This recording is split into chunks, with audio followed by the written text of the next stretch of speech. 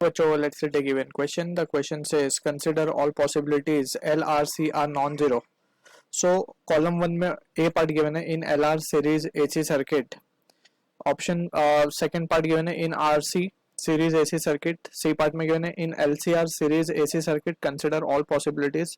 D part में given है in purely resistive AC circuit. Column 2 में accordingly P given है current lags inductor voltage by pi by 2. Q given है current lags voltage by angle less than pi by 2. R given है current leads voltage by angle less than pi by 2. S given है current and voltage are in phase. So option 1 given है A PQ B R C PQRS DS. Option 2 given है A QR BP C PQR DQ. Option C given 3 given है A RS BQ C QRS DP. Option 4th A SP BR C PQS DR. So to understand this question, we need to understand about the concept of combinations of the various components, right? So हमने पढ़ा है about pure resistive circuit जहाँ पे सिर्फ resistance connect होता है across the alternating source, ठीक है. हमने पढ़ा है pure inductive circuit जहाँ पे सिर्फ इंडक्टर कनेक्ट होता है वोल्टेज सोर्स के साथ, ऑल्टरनेटिंग वोल्टेज सोर्स के साथ. We have studied pure capacitive. So ये तो सिंगल कंपोनेंट जब कनेक्टेड है वोल्टेज सोर्स के अक्रॉस, ठीक है. इसके apart we have also studied about the combination of LR circuit, RC circuit. We have studied about the series RLC circuit, right. हमने LC circuit भी पढ़ी हुई है, ठीक है. But these are the things that we need to be clear with. अब यहाँ पे हम एक एक करके सारी ही चीजों को समराइज करेंगे and will try to answer the question. So सबसे पहले हम ए पार्ट के लिए अगर चेक करें, सो ए पार्ट में हमें गिवन है एलआर सर्किट के बारे में. सो एलआर सर्किट के बारे में जस्ट हमें यहाँ पे बेसिक अंडरस्टैंडिंग होनी चाहिए how we can draw the phasor diagram, और फेजर डायग्राम से we can solve this type of question. तो यहाँ पे ये ऑल्टरनेटिंग सोर्स है, लेट्स से वोल्टेज V है इसका, and at any instant we are supposing the current in the circuit to be I. This is R, this is L, ठीक है. अगर अब हम इसका ध्यान से अगर फेजर डायग्राम बना ले तो we can solve the question easily. So phasor diagram के अकॉर्डिंग वी नो कि जिस डायरेक्शन में करंट होता है उसी डायरेक्शन में पोटेंशियल भी होता है across the resistance. Already we have studied के डायरेक्शन ऑफ करंट, क्योंकि voltage across resistance and current are in phase, या फिर प्योर रेजिस्टिव सर्किट की अगर हम बात करें तो वोल्टेज और करंट जो है दोनों फेज में होते हैं. तो दोनों का डायरेक्शन सेम हमने कंसिडर कर लिया. अब इंडक्टिव सर्किट के लिए वी नो के जो वोल्टेज है वो लीड करता है, वीएल जो है लीड कर रहा है, ठीक है, करंट से by an angle of 90 degree या फिर पाई बाय 2 हम कह सकते हैं, ठीक है. तो यहाँ पे अगर हम ध्यान से देखें तो वीएल और वीआर का जो एवरेज या फिर हम यूं कहें रिजल्टेंट आएगा, नॉट एवरेज, रिजल्टेंट जो आएगा वो ये आएगा वी, ठीक है. एंड यहाँ पे इसको थोड़ा सा यहाँ पे लिखते हैं, एंड ये जो एंगल होगा फाई, इसे हम कहते हैं फेज एंगल, ठीक है ना. अब फ्रॉम द सिचुएशन हम देख सकते हैं कि फेज एंगल अब वीएल और वीआर के लिए यानी कि वोल्टेजेस के लिए हमने लिखा, एंड वी नो कि सिंस आरएल और आर और एल दोनों सीरीज में तो करंट भी सेम होंगे, तो we can write accordingly XL that is the inductive reactance या फिर resistance offered by inductor, and यहाँ पे हम डाल देंगे R that is the resistance, ठीक है ना. तो इनके लिए भी ये ग्राफ सेम ही बनेगा, बस यहाँ पे क्या आ जाएगा, जो रिजल्टेंट आएगा एक्सएल और आर का उसे हम कहेंगे इम्पीडेंस दैट इज जेड, ठीक है. ग्राफ सेम ही बनेगा. अब यहाँ पे अगर हम ध्यान से देखें तो यहाँ पे देख सकते हैं कि सबसे पहले तो करंट है लैग कर रहा है, करंट लैग कर रहा है पोटेंशियल अक्रॉस इंडक्टर से. ये चीज पे हमें ध्यान देना है. एक होता है पोटेंशियल अक्रॉस इंडक्टर और एक टोटल पोटेंशियल होता है. टोटल पोटेंशियल की बात नहीं हो रही यहाँ पे, इंडक्टर के पोटेंशियल की बात हो रही है. तो यहाँ पे हम देख सकते हैं वीएल और आई के बीच में एंगल है 90 डिग्री, ठीक है ना. तो ए के लिए ऑप्शन पी तो करेक्ट दिख रहा है हमें. अब बात करते हैं सेकेंड ऑप्शन की. बोल रहा है करंट लैग्स, तो वोल्टेज, करंट लैग्स वोल्टेज. अब कौन से वोल्टेज की बात करिए, टोटल वोल्टेज की बात हो रही है. सो टोटल वोल्टेज करंट जो है देख सकते हैं नीचे की तरफ है और कितना लैग कर रहा है वो 5 which is less than 90 degree. So ये भी ऑप्शन हमारा करेक्ट है. सो पी क्यू होगा ए के लिए आंसर. करंट लीड तो नहीं कर रहा, सेम फेज में भी नहीं है, तो पी क्यू हो गया फर्स्ट ए पार्ट के लिए. Similarly we will talk about the B part. तो बी पार्ट में अगर हम देखें तो आरसी सर्किट की बात हो रही है. सो सिमिलरली हम यहाँ पे आर और सी के लिए बनाएंगे सेम कॉम्बिनेशन.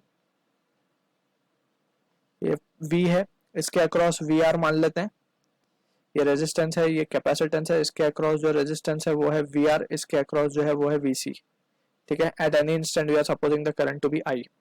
अब सेम फेजर डायग्राम इसी के लिए भी बनेगा, तो यहाँ पे will try to analyze it. So अगर हम मान ले कि ये करंट का डायरेक्शन है, सो करंट के डायरेक्शन में हमारा वी आर भी लाई करेगा और आर भी लाई करेगा। एक्चुअली ये दो अलग अलग फेजर बनाने चाहिए हमें, इम्पिडेंस के लिए और वोल्टेजेस के लिए, बट यहाँ पे वी क्योंकि सेम बनते हैं इसीलिए we are doing it same. अब यहाँ पे we have to be careful, ये कुछ इस तरीके से नहीं बनेगा। सबसे पहले तो हम ये बनाएंगे आर के लिए।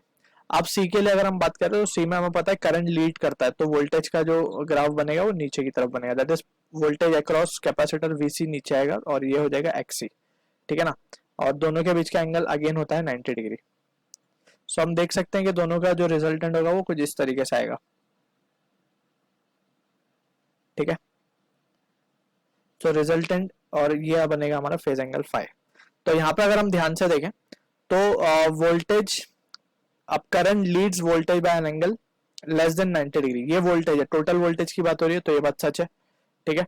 तो ऑप्शन बी में अगर हम ध्यान से देखें तो सिर्फ आर मैच होगा, ठीक है ना। वोल्टेज करंट फेज में नहीं है, एस को डिस्कार्ड किया जा सकता है। क्यू में करंट लैग कर रहा है, तो दो पी और क्यू में लैग बोला है, तो लैग तो नहीं हो रहा है, करंट लीड हो रहा है वोल्टेज से, बट एंगल अगर हम देखें फाइव तो लेस देन 90 डिग्री है, राइट। हमें टोटल वोल्टेज की बात हुई है बाय वोल्टेज, अगर बोलता वोल्टेज अक्रॉस कैपेसिटर तो ये 90 डिग्री होता है, नॉट लेस देन 90। तो ये हो गया ऑप्शन बी हमारा। अब हम बात करते हैं ऑप्शन सी के लिए। ऑप्शन सी को अगर हम ध्यान से केयरफुली एनालाइज कर ले तो उसको यहाँ ले लेते हैं थोड़ा सा। ऑप्शन सी को अगर हम देखें तो एलसीआर की बात हो रही है, बिफोर एलसीआर हम बात कर लेते हैं ऑप्शन डी की यहाँ पे।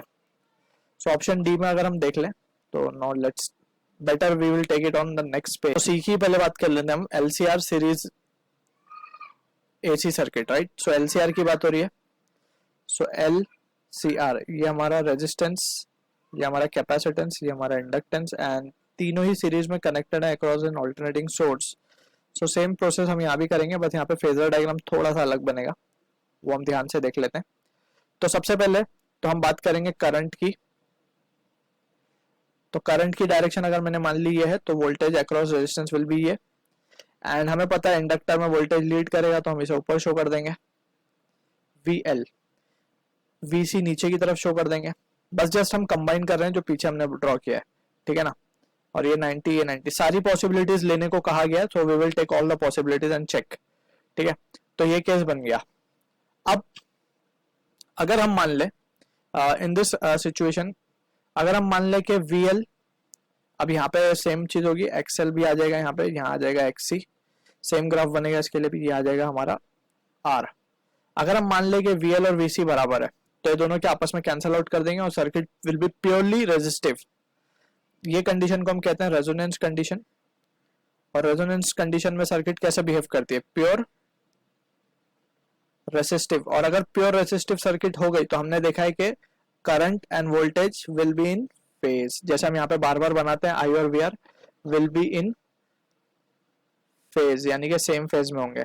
तो हमारे यहाँ से स्ट्रेट अवे हम देख सकते हैं कि जो ऑप्शन सी होगा, हम यहाँ लिख रहे हैं इसको, ऑप्शन सी जो मैच कर रहा होगा, सबसे पहले तो हम देख सकते हैं कि फेज करंट और वोल्टेज फेज में होगा, तो एस से तो मैच कर ही रहा है क्योंकि प्योर रेजिस्टिव बन गया, यानी कि आई जिधर डायरेक्शन में होगा उधर ही टोटल वोल्टेज भी होगा, ठीक है ना। वी एल वी सी तो कैंसिल हो चुके हैं, तो ये केस एक बन गया हमारा, एक पॉसिबिलिटी ये है, तो उसमें ऑप्शन हमारा एस करेक्ट हो गया।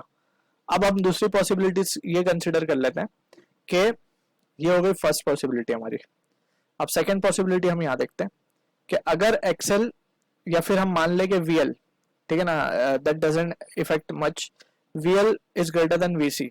अब अगर वीएल ग्रेटर हो गया वीसी को, और we can write this way also, XL greater than XC, और यहाँ पे भी हम और डाल के लिख सकते हैं XL is equals to XC. अगर ये कंडीशन आ गई, सो इन दैट सिचुएशन हम देख सकते हैं कि जो पूरी एलसीआर सर्किट होगी उसमें एल डोमिनेटिंग हो गया है। एल क्या कर गया, डोमिनेट कर गया, यानी कि अगर हम इसको ग्राफ में समझने की कोशिश करें तो ऊपर वाला ग्रेटर है, तो उसका जो नेट इफेक्ट आएगा, net effect will be this VL minus VC, तो इन दोनों का नेट इफेक्ट कुछ ऊपर की तरफ आएगा। और वोल्टेज ऊपर की तरफ कब आता है, हमने जैसे देखा यहाँ पे कि जब सीरीज ये वाली सर्किट हो, आरएल सर्किट में, ठीक है ना, तो यहाँ पे एल डोमिनेट कर रहा है, एल डोमिनेट कर रहा है, दैट मीन्स कि वोल्टेज लीड कर रहा होगा यहाँ पे, वोल्टेज लीड, और लीड कितने से कर रहा है, करंट से, by less than pi by two, है ना, ये चीज समझ में आ रही है हमें। तो यहाँ पे हम देख सकते हैं current leads voltage by angle less than pi by two, so option are भी हमारा करेक्ट दिख रहा है हमें, ठीक है ना, voltage lead by less than pi by to, तो ये बात भी सच है, तो यहाँ से ये आर भी हमारा करेक्ट आ गया ऑप्शन, ठीक है।